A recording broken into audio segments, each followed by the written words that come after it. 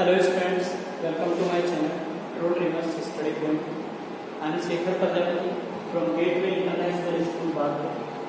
Today we are going to discuss about the lesson, that is the lesson of history, the rise of nationalism in Europe, which is of the 10th class.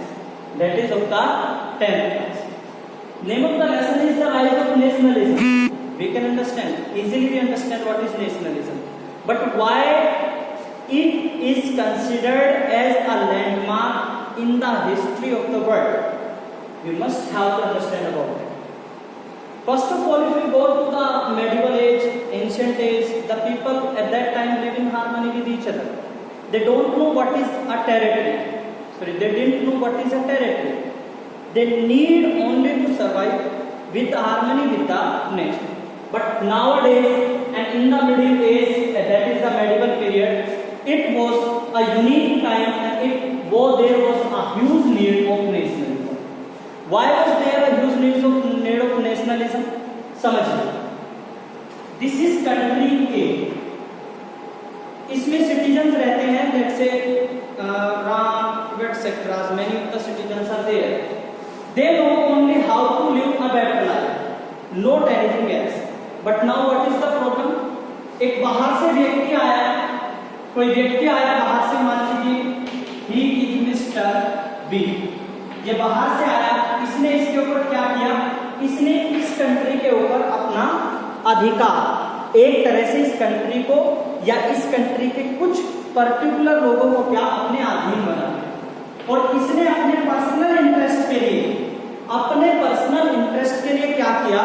उन लोगों से अलग अलग तरह के work कराने लगा, which might not be in favor of these people.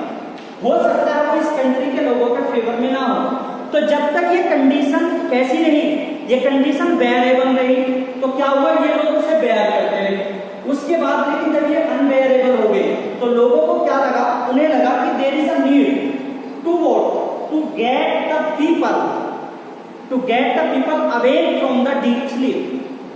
जो लोग सो रहे हैं उन्हें जगाने का समय आ गया.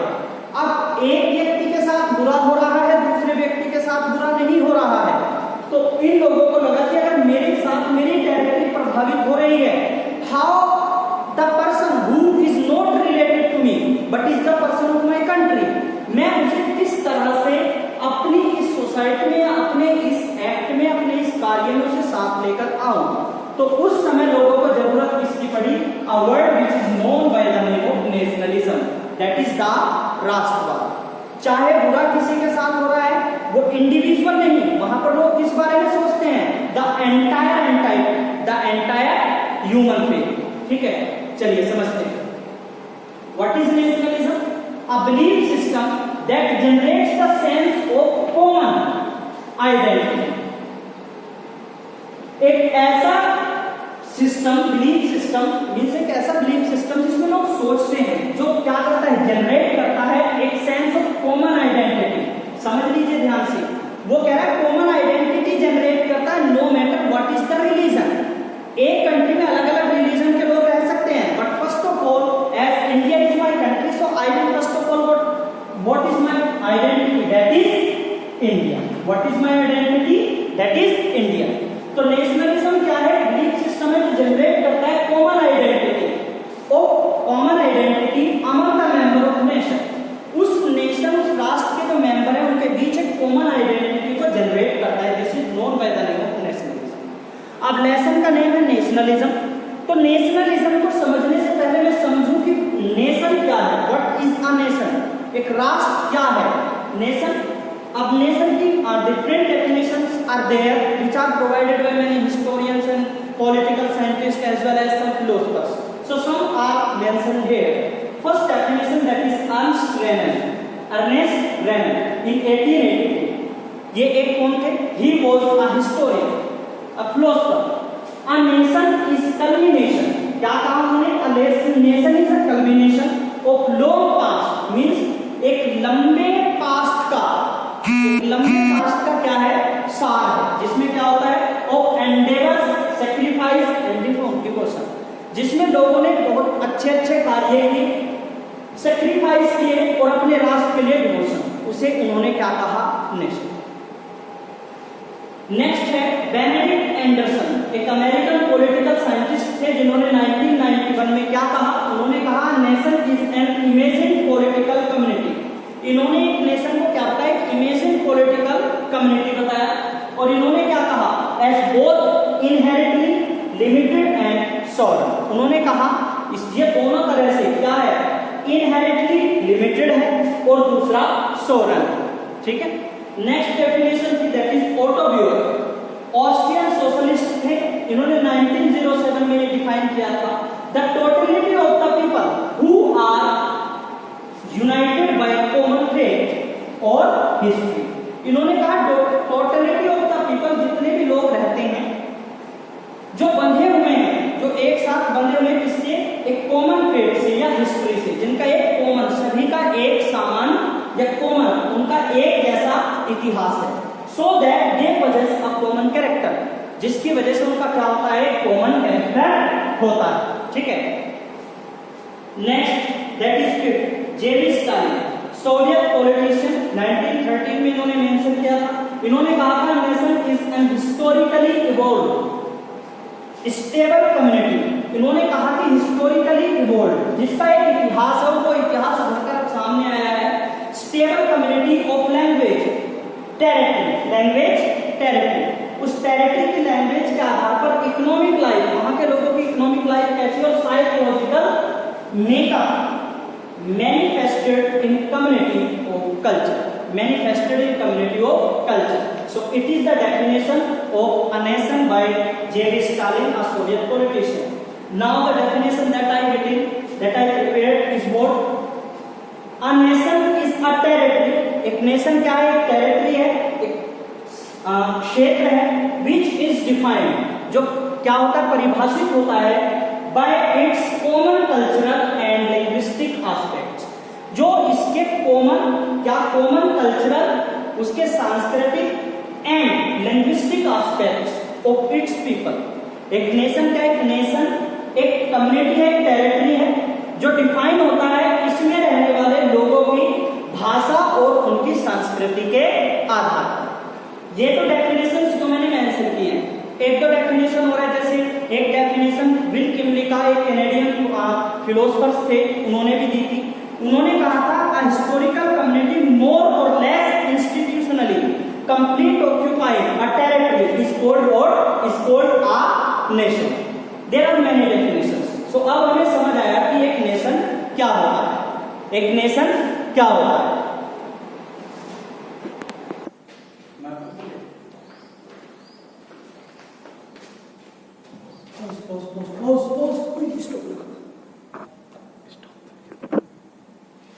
चलिए, अभी तक हमने चर्चा की नेशन के बारे में, ठीक है। अब हम चर्चा करते हैं meaning of nationalism. What is actually the meaning of nationalism? शुरुआत में हमने चर्चा की थी नेशनलिज्म मींस जो एंटायर कम्युनिटी को एक साथ खड़ा कर दे, that is nationalism. Same is here but it is a little bit explored. The word nation और nationality are derived from Latin word natus. Latin word कहां से आए हैं? नेट्स से, जिसका मीनिंग क्या है? रेस। रेस मींस कोई जाति या कोई संप्रदाय। नाउ आगे बढ़ते हैं, क्या कहता है? Devotion, love, patriotic feelings and feelings of oneness for the nation is called nationalism. Means क्या लिखा है इन्होंने? कहा डिवोशन, पूरी तरह से डिवोटेड हो जाना किसी कंट्री के लिए, उसके लिए अथाह प्रेम, और क्या? पैट्रियोटिक फीलिंग, देशभक्ति की भावना, और फीलिंग ऑफ वननेस मींस सभी के साथ मिलकर रहने को हम क्या बोलते हैं? This is known as nationalism. अब patriotic sentiments and feelings make a person to sacrifice his or her life for the sake of the country. Means patriotic feeling, देशभक्ति की भावना जब किसी के अंदर, किसी व्यक्ति विशेष के अंदर जनरेट हो जाती है, तो वो क्या करता है? वो क्या हो जाता है? वो रेडी हो जाता है टू सैक्रिफाइस, यहां तक कि अपना जीवन भी सैक्रिफाइस करने के लिए रेडी हो जाता है। As many of the patriotic leaders in our country did so. कई सारे देशभक्तों ने हमारे देश में अपने देश की सेवा के लिए और अपने देश के अच्छे भविष्य के लिए अपने जीवन को दांव पर लगाया। चलिए आगे चर्चा करते हैं factors gave rise to nationalism in Europe. अब यूरोप में नेशनलिज्म किस तरह से जनरेट हुआ उस बारे में हम चर्चा करेंगे। सबसे पहले डिक्लाइन ऑफ फ्यूडलिज्म, सामंतवाद जब खत्म हुआ। अब ये कैसे था? इन द मिडिल एज और यू में से इन द मेडिवल पीरियड, जब यूरोप में क्या था? फ्यूडलिज्म, फ्यूडल लॉर्ड्स रूल करते थे। वहां पर एक पर्टिकुलर एरिया होता था, उसका एक फ्यूडल लॉर्ड, पर्टिकुलर बैरन जिसे हम बोलते थे, क्या? बैरन, दबन कह सकते हैं, सामंत कह सकते हैं। वो व्यक्ति उस पर्टिकुलर एरिया पर रूल करता था।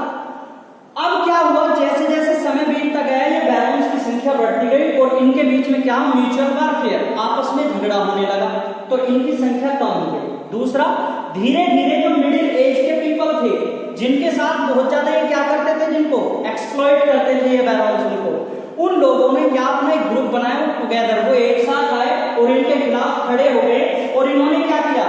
इन कॉमन पीपल ने क्या किया? इन्होंने राजा की हेल्प की इन फ्यूडल लॉर्ड से पीछा छुड़ाने के लिए।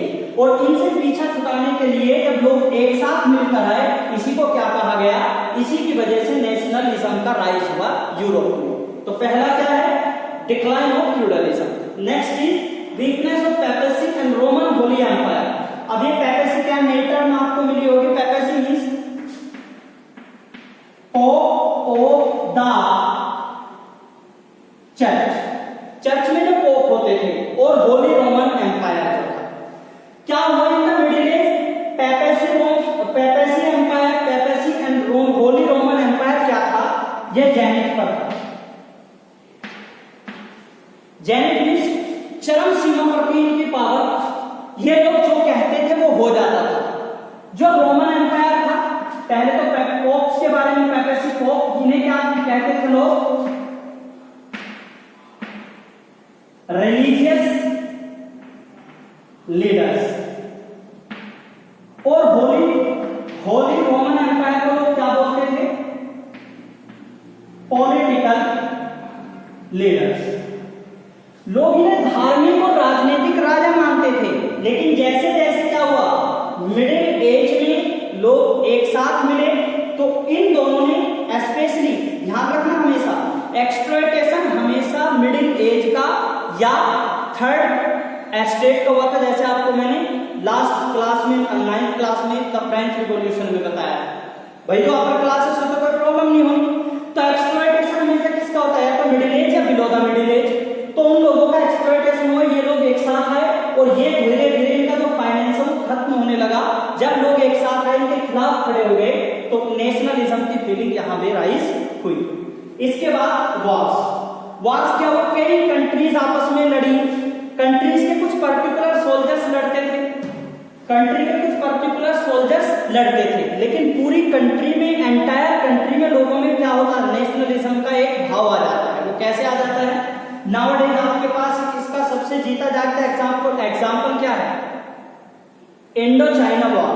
हमारे जो इंडिया और चाइना के बीच में कॉन्फ्लिक्ट चल रहा है, और उसी नेशनलिज्म भाई कुछ पर्टिकुलर सोल्जर्स नहीं है अपनी लाइफ को वहां पर मार्टिर्स जो हमारे हुए, शहीद हुए, कुछ पर्टिकुलर सोल्जर्स, ठीक है। अब क्या हुआ? हम लोगों ने नेशनलिज्म, पूरी कंट्री एक साथ आ गई और हमने क्या किया? बायकॉट। क्या किया? Boycott of Chinese items, Chinese apps, many of the things are banned in India which are trademark from the China, जो चाइना से आई है। तो जब इंग्लैंड और फ्रांस के बीच में 100 इयर्स वॉर चला था, उसमें क्या हुआ? दोनों कंट्रीज के लोगों के बीच नेशनलिज्म की फीलिंग जनरेट हो गई। ऐसे ही इंडिया के बीच आज इंडिया ने भी किया है। फॉरेन रूल क्या बेटा? Next is foreign rule. ये एक और कारण था किसका? नेशनलिज्म का राइज होने का। कहां पर?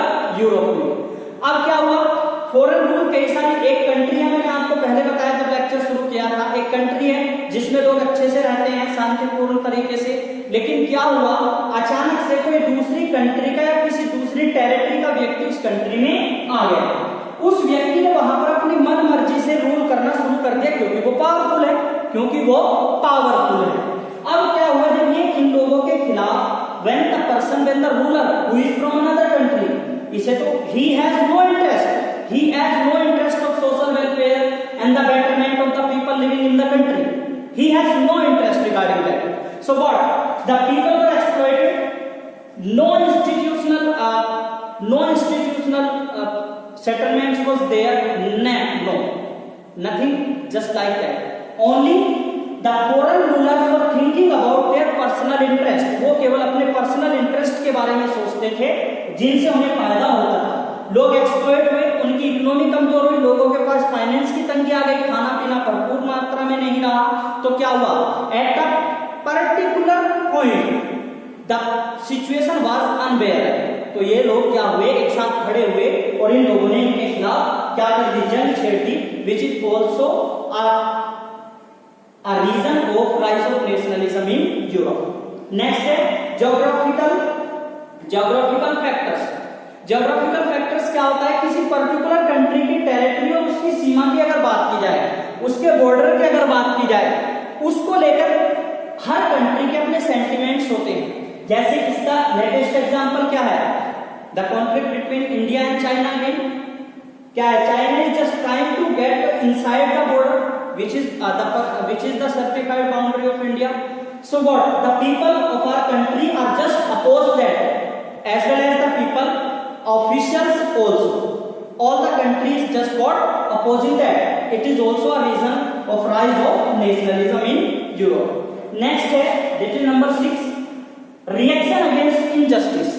When in the Middle Age feudal lords, many of the rulers from other countries, they were in power.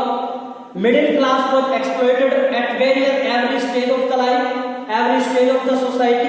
Middle class का एक्सप्लॉयटेशन होता था. तो जब इनजस्टिस कई बार होता था तो लोग क्या करते थे? लोग उसके खिलाफ एक साथ खड़े हो जाते थे ये सोचकर that today it is happening with a particular person, it might be with me or my family and for anyone else. So they get together, they formed an alliance and they stood against a particular injustice which is being occurred with any person. And it is also one reason for nationalism which rose in Europe. Next is contribution of great writers. Many of the writers were there in Europe. J.B. Mills, Benedict, Rousseau, Montesquieu, Voltaire. These writers wrote many remarkable ideas of liberty, fraternity. They awakened the people from a deep sleep. इन लोगों ने जो इन writers ने लोगों को गहरी नींद से जगाया था. इन्होंने बताया था कि what is liberty, what is fraternity. तो लोगों ने इनकी राइटिंग्स को जब पढ़ा तो वो लोग समझे कि भाई क्या, what is the nationalism. They stood for the sake of their country, which is also one of the reason of what? Rise of nationalism in Europe. Next, the French Revolution. ध्यान से समझिए. It is first ever reason in Europe and entire world. अगर मैं कहूं कि French revolution सबसे पहला कारण था जो पूरी वर्ल्ड में सबसे शुरुआत में जिसने नेशनलिज्म को क्या किया था? नेशनलिज्म राइज हुआ था, जिसकी वजह से फ्रेंच रिवॉल्यूशन के बाद ही entire Europe, not only in Europe as well as in the entire world, what the nationalism was rose. Nationalism feeling was generated in the mind of the people. अब ये फ्रेंच रिवॉल्यूशन क्या था? Bourbon dynasty, Louis XVI and his ancestors were ruling in the France. They were only thinking about their personal interest. They were thinking only about their personal interest. The interest of the people, interest of the third estate was totally neglected. The people of third estate made alliance. They stood against these monarchs as well as Louis XVI. They stood against Louis XVI and they announced the revolution against the French rulers at that time, which was the Bourbon dynasty. And in 1789 it was outlawed. Okay, this was also not one of the most important reasons of rise of nationalism in Europe. So it about the nationalism in Europe. Next segment we will discuss in next lecture. Work for today, that is prepare the notes based on the video. If you have any doubt, kindly leave a message in the comment box or text me personally. Stay safe, stay healthy. Thank you. Have a good day.